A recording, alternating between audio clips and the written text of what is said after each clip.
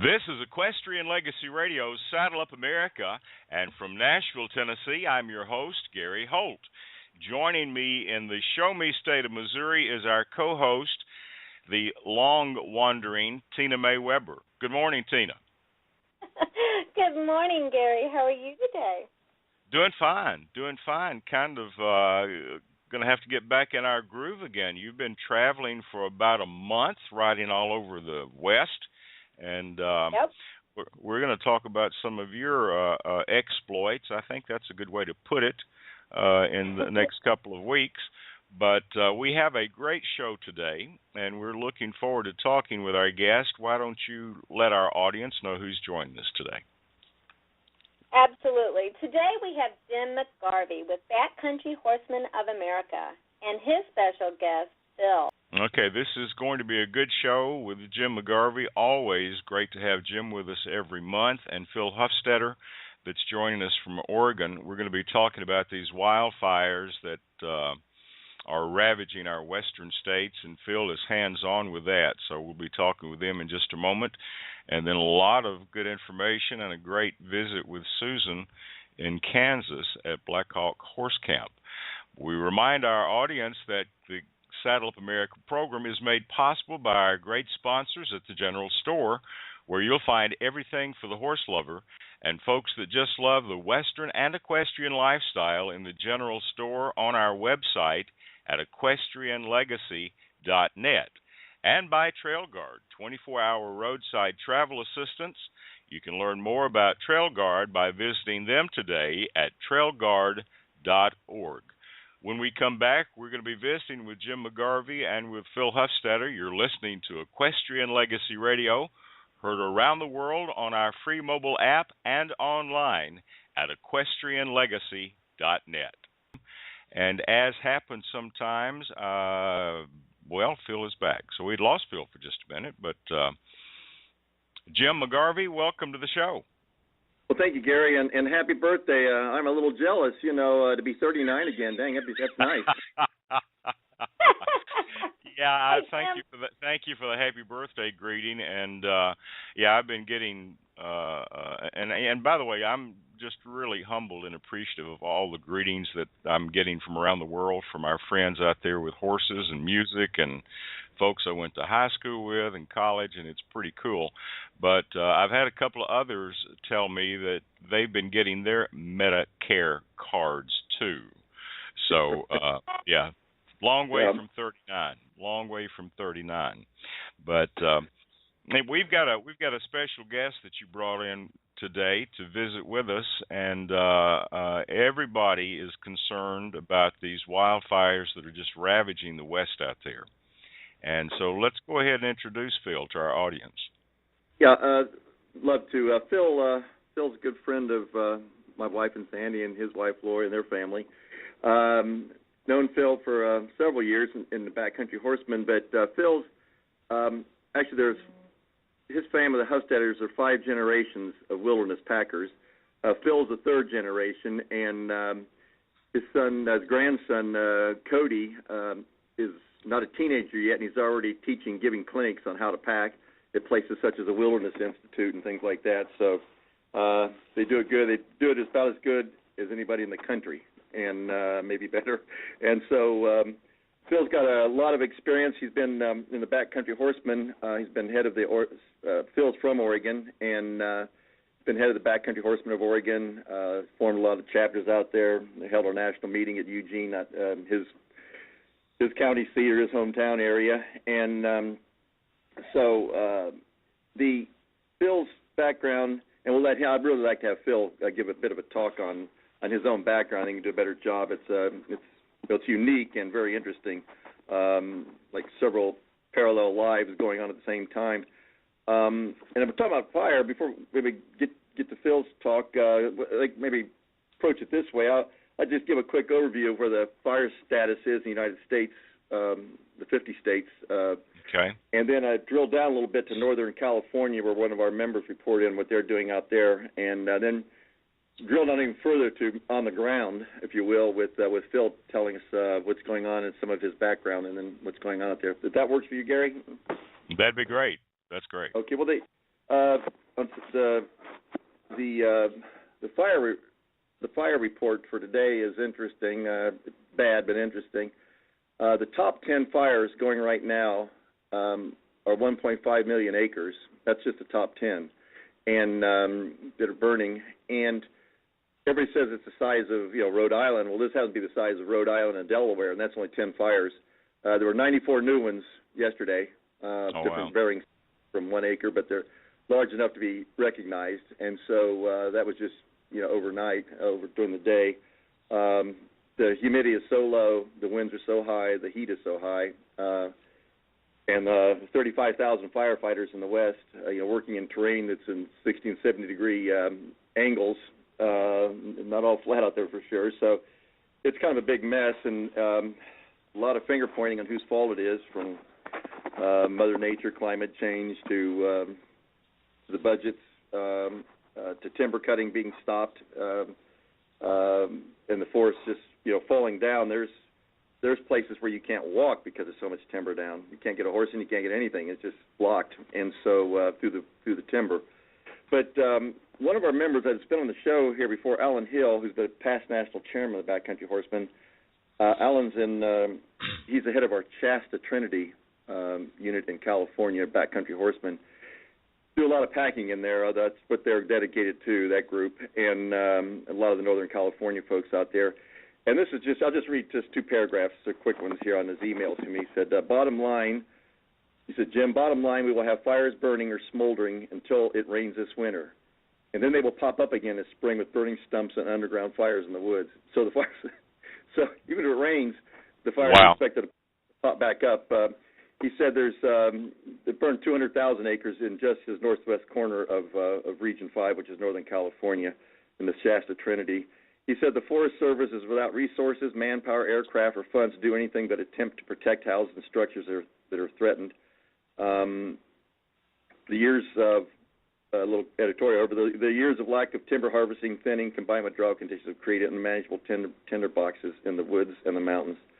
Our Backcountry Horseman unit has committed all our pack strings to support the Forest Service's backcountry crews since July 30th lightning strikes that literally set the country on fire.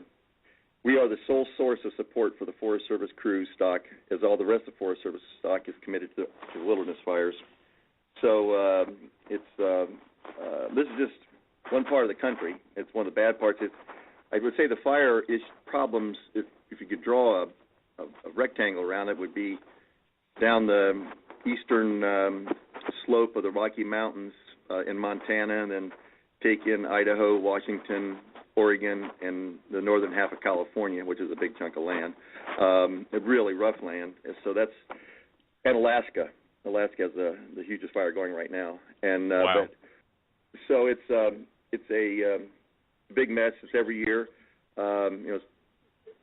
Phil and I were talking earlier, and the Forest Service came out with a report, a graphic report, really well done. It's the second one, showing that where the money's going, where the money's not there to go. And it's pointed out that about 15 or 16% of the Forest Service budget was spent on fires in 1995, 20 years ago. And now it's over 50, and it's heading to 70%.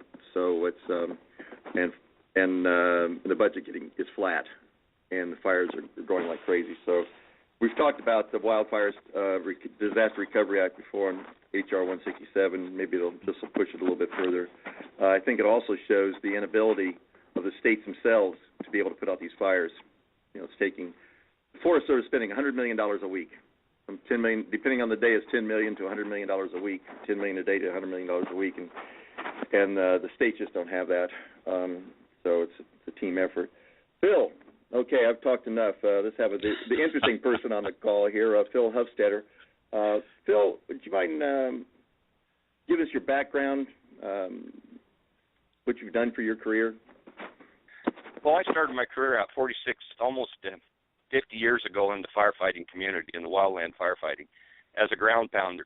Worked my way up through the ground pounding into the ICS program, got into be operations chief and an incident commander, and then started specializing into air operations. And so Spent 46 years as a career, retired in 2009 in fire and aviation. And so my primary job was providing air tankers, helicopters, and any type of air resources that fight wildland firefighters or wildland fires. And then in 2009, I retired and opened a consultant firm, an aviation consultant firm. So currently, I'm providing logistics on the aviation end of it for helicopters, and also working around air tanker bases to provide the background logistics for these large fires. And then on the side note, we have our packing business, Sawbuck Packers, and we are providing volunteer help with coordinating Back Country Horsemen of Oregon here, getting all the volunteers out with the big strings. We have 20 mules out right now on the line, and there's several small strings out, and we're providing support for the trail crews, not only bringing their equipment in and their supplies, but getting them out. We just came out yesterday of bringing trail crews out of large fire areas, going back in tomorrow night with a large string to take another crew back in on another fire. So I know Phil's 3 years ago, I just attested to Phil's knowledge.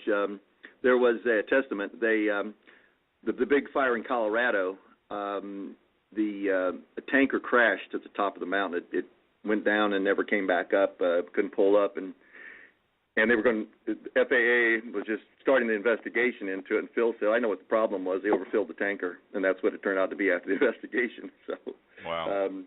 Because they triangulate to another fire after making it pass.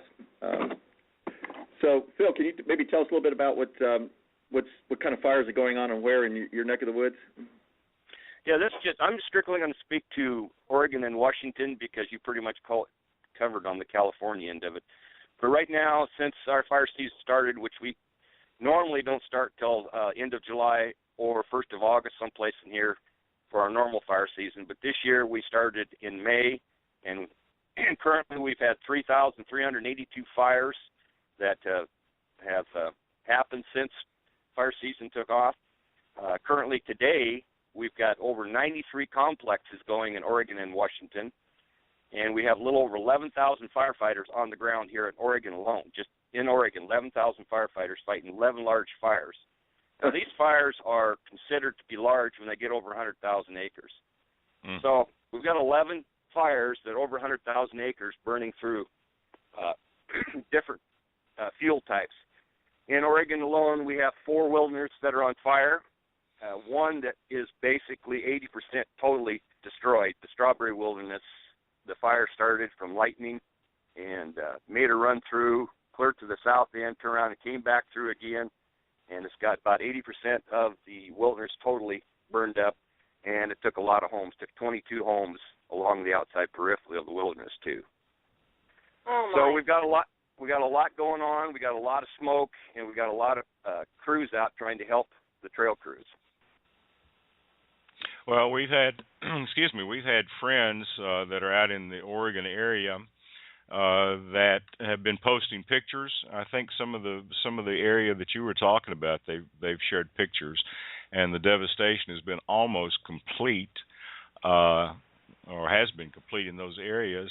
And even though they haven't been touched by the fires yet, they've gotten close, and just getting outside to breathe has been almost impossible, and they can't see their barns from their house. I mean, the smoke has been so bad with all of that. But for folks that, we've seen pictures on the news. We know that there are some other countries that have come in. I mean, these fires are so bad. They're firefighters that have come in from, I think, Australia and some other countries to help fight this thing.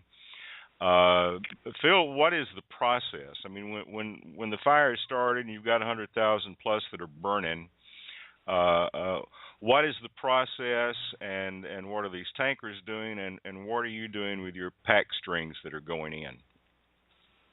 Well, there's several processes that you've just brought to light. First of all, the fire itself, the location. If it's in a wilderness, it takes a different type of firefighter to come into it. Either they have to put smoke jumpers in and then use an aerial resource to support those smoke jumpers.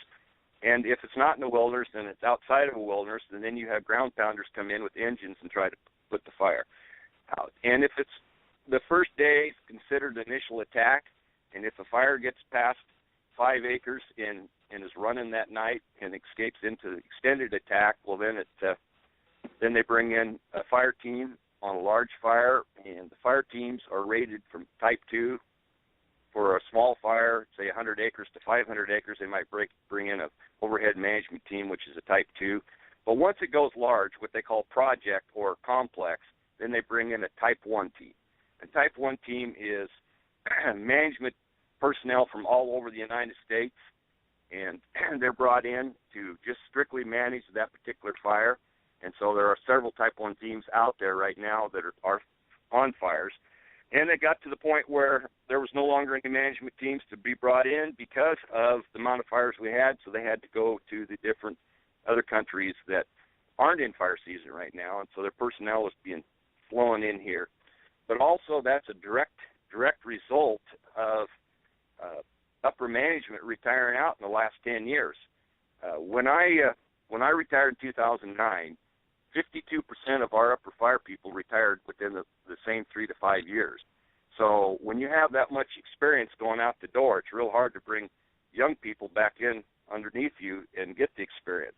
So right now we're dealing with all agencies are the same. The top fire people have retired out, and young people are coming in and getting the training. And with this many fires going on, they have to go to other countries in order to bring in their fire personnel to support or to infuse them into the complexes. With these wilderness areas, at what point do you decide, we can't put this thing out, we just have to try to contain it? Well, that's a management decision right up front based on the wilderness itself. One of the things that a lot of your viewers probably don't realize is that the state agencies out there are required by law to put the fires out. Where on the Forest Service or the federal agencies, they're not required to put the fires out. They're managers. They're the land managers. So if they've got a wilderness that has a land management plan, if a lightning strike hits in it and starts a small fire, they may pull that playbook off of the shelf and say, we're going to manage this, meaning that they herd it down into certain canyons, but if it comes out towards the houses, they put that part of the fire out. There is one fire right now in Oregon that is under that type of a let burn plan, and that's up in the Winnehaw Toucan in the northeast Oregon towards Washington, and they're just strictly managing that. But once it comes out of the wilderness, then they're required to put it out because of the life and property investment. So when it gets back to what we do is the Back Country Horsemen, is as the fires start cooling down and they start bringing in mop-up crews, which is a mop-up crew is a crew that's going to sit on this fire until the rains hit, like Alan said. I mean, these fires are not going to go out on their own. It's going to take some pretty significant amount of moisture this winter to contain them and control them. Right now, all the large fires, what people are doing, or what the firefighters are doing, is putting lines around them, keeping inside those lines. So it's going to take Mother Nature to put significant amount of moisture on it. So we're taking large pack strings in, and the crews are different contract crews, Forest Service crews, different BCHA crews, different YCCA crews that are going in and open these trails back up. Well, in order for them to go quite a ways back in, they need support, and so that's what we're doing as Back Country Horsemen of Oregon is we're providing them all the mule support, pack all their gear, all their tools, and all their food back in to their base camps, and then we move their base camps with them. Same thing Alan's doing down south, we're doing up here in Oregon. Okay, and I guess my thought is that once these massive areas of land have been burned out, like was it the strawberry? Strawberry wilderness is 80% gone. 80% gone. Okay. Does that reduce the fire risk or eliminate it for a few years, or what are we looking at going forward? Well, it's kind of ironic because what a lot of people aren't aware of is that a fire burns over an area the first time, and it can burn pretty hot, and basically it can kill all the trees, and then it can turn around, come right back over the same area again, and burn even hotter the second time. and it can come back over again the third time and even burn hotter. So you get a moonscape type of event. Now, that can all happen in one fire, or it could be 2 or 3 years later, and you got the fuel coming up underneath it, which is brush and grass. So another lightning strike hits it, or a human-caused fire takes off, and it could burn even hotter 2 or 3 years later across the same area.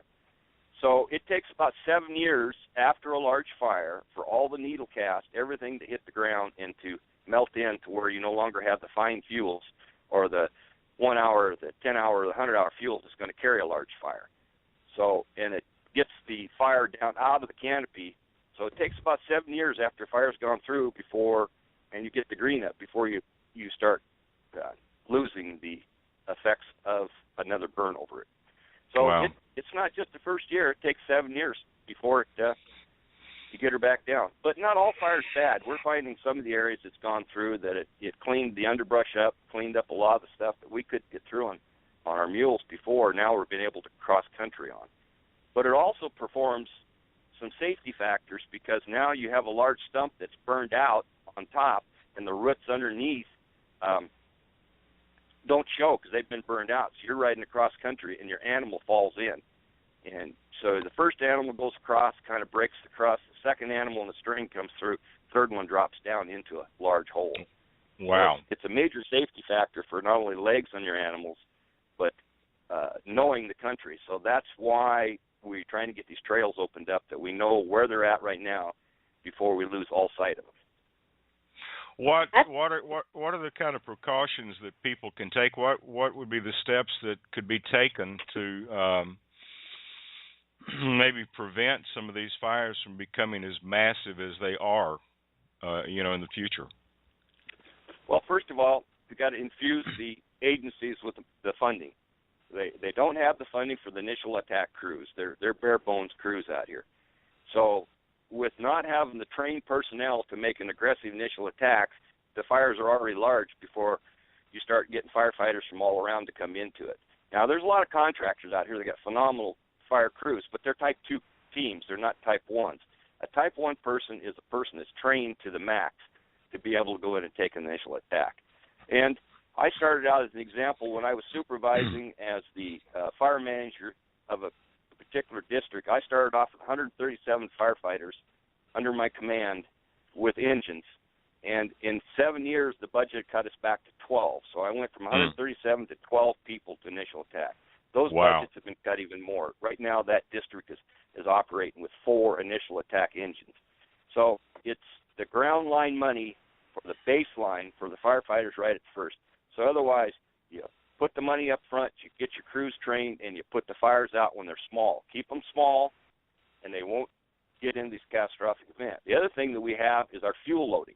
Our fuel loading out here means that we have a lot of areas that down timber from not only from bugs and insects, but from insects and then wind throw. We've got a lot of wind throw, so it's disease have come in, bugs have come in, weakened the trees, then the wind comes in and knocks it over, and then that puts all the fuel on the ground. So when these fires get started, it's not like just going out in your backyard and putting out a small fire around a burn barrel or something. This thing gets up and starts walking away. Mother Nature is very aggressive, and the type of temperatures we have with all the fuel loading out now, they're not staying at 100 acres. They're going to 100,000 acres on us quick.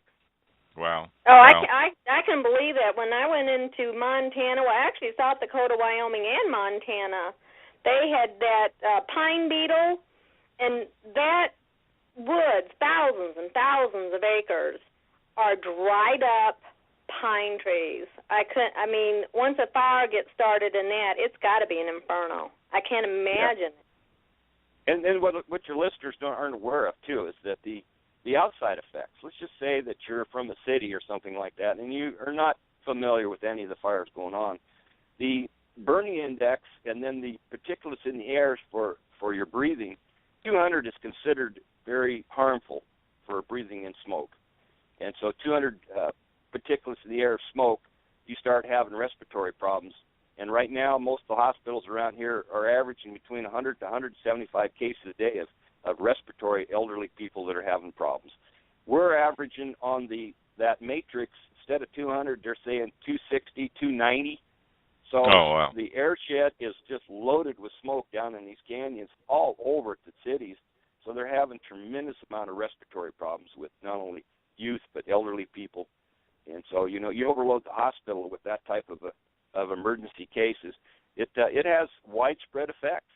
And my string, bringing the string out, we come out and we're swapping animals because of the respiratory. Their lungs are just being filled with the smoke, and the snot runs out of their nose when you come out. So we swap animals, go back in, rather than take another group, the same group, back in again.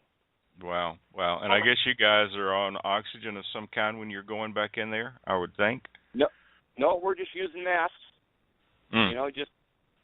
Just put a mask on and go. We also play the wind. We watch the weather forecast pretty extensively and see which way the winds are going to be, and then we'll come in that trailhead from that end of it, so that the smoke is blowing a different direction that we're coming in. Wow. So, wow. What Phil? What's the prognosis? What's the forecast for this? I mean, is it just try to contain and wait until the fall and winter rains come in? I mean, is that what people are looking at as far as the picture out there? Well, all state fires right now in the state of Oregon are totally contained. They've got lines around everything, and they're starting to mop up 300 feet in from their lines. The federal fires that are going on, they're out of 11. There's only one that is still totally out of control, and the rest of them are in 50 to 60% containment. It means they've got lines around 50 to 60% of it, but no mop-ups taking place. So the federal agencies are going to be looking at a pretty significant amount of rain or snow to help them put them out. The states have got all theirs pretty well knocked down, and they're regrouping now to get ready for the next big round of the fires. One thing we do have going for us that the forecasters are saying for September out here in the Pacific Northwest is our temperatures are going to drop by 20 degrees, and we're going to have good humidity recovery at night. So when you get that, then that gives the firefighters a chance at night to go in and get a good control over it. But it's the type of firefighting that goes on, too. Federal agencies do not do a lot of firefighting at night, whereas the states are required by law to do 24 hours a day to be really aggressive. So it's, again, too, it's the type of funding and the firefighting training that goes on, and then you put the type of fuel that the fire's in. It makes it very difficult. And there are several fires out here that are interagency. When they say interagency, that could be BLM, could be Forest Service, could be state, could be BIA, all fighting the same fire as one unified agency. And so, therefore, we have unified command.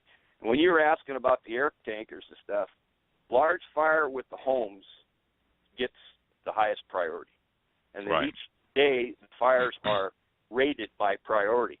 So there are fires out there that are undermanned right now, just due to the fact that can't get enough firefighters to do the job, because those high priority ones with the structures and stuff are taking a lot of the resources. Well, it doesn't sound like this thing is going to get that much better for a while, and you're headed back out again tomorrow, I think you said. Yeah, we're pulling out tonight, but we'll be at the trailhead tomorrow with the string. And you'll be taking in equipment and then bringing folks back out, or? The crews are going to go in. The crews will start walking in tomorrow. We'll be there at the trailhead, load all their stuff up, and start taking it in different base camps. We've got one crew that's coming out. One of our packers is bringing a crew out today, and he'll meet us up there. So we have large strings to take in all equipment these other two crews going in. So we're in and out. It's come back out. We resupply. So we have 3 trailer loads going into this trailhead, 3 trailer loads of mules, and we use 10-horse trailers out here. So, wow. So when you got a trailer going down the road, it's not a 3-horse, it's not a 2-horse, it's 10 mules in that trailer going down the road. Wow. And how often do they rotate these crews out? They're on a 10-day sequence. They have some volunteers that are on a 5-day sequence, but they're mostly 10 days. Okay. All right. Well, this is a serious situation out there. I don't think it gets enough news coverage so that, people, I'd rather find out what's going on with these fires and how this is being dealt with and finding out what Donald Trump said today. So our prayers are with everybody out in California and Washington and Oregon and some of the other states that are experiencing these fire hazards.